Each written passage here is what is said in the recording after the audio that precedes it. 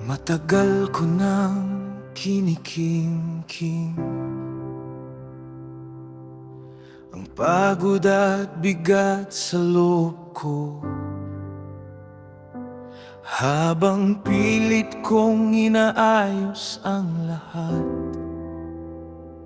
Unti-unti naman akong nauubos. May mga sugat na hindi ko nasabi, mga frustrations na itinago ko lang, hanggang sa isang araw bigla na lang sumabog lahat ng sakit.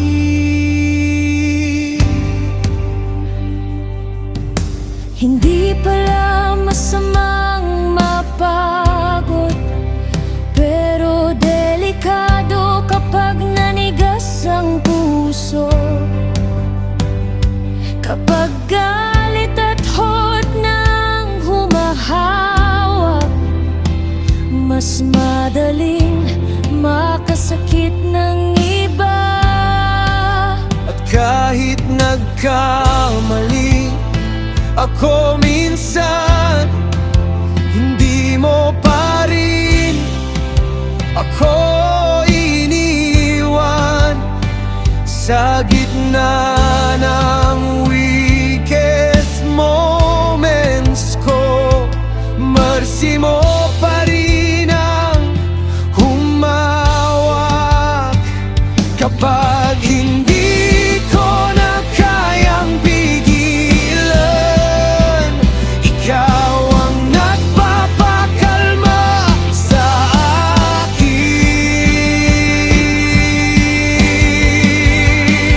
Diyos ko, huwag mong hayaan manigas ako sa sobrang pagod at frustration. Kapag galit at sakit ang bumabalot, ikaw ang magpalamot sa puso ko. Huwag mong hayaan manigas ako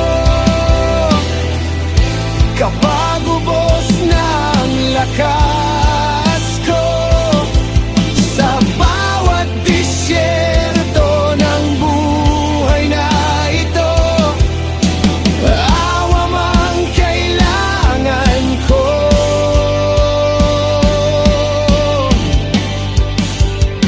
Minsan hindi ko gusto ang sarili ko, kapag nakakasakit ako dahil sa pain.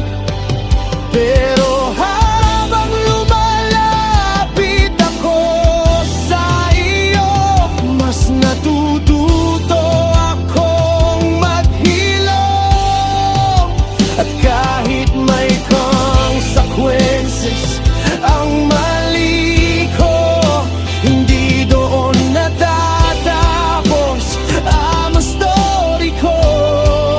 Dahil sa bawat pagkabasag ko, may grace ka pa ring dala.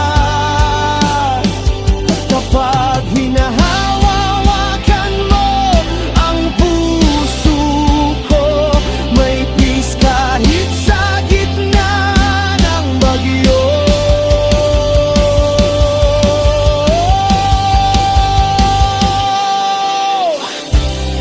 Huwag mong hayaang manigas ako sa sobrang pagod at frustration. Kapag galit at sakit ang bumabalot, ikaw ang magpalambot sa puso ko.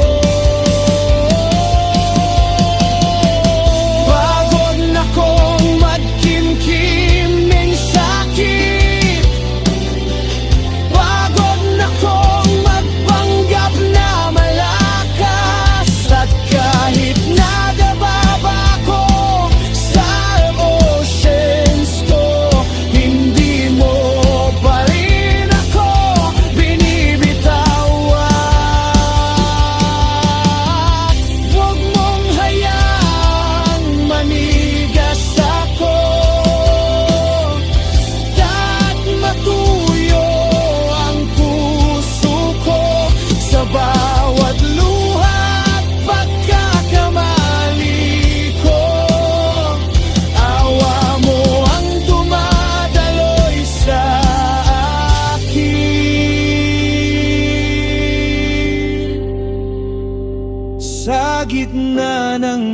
disyerto, may tubig ka pa rin dala.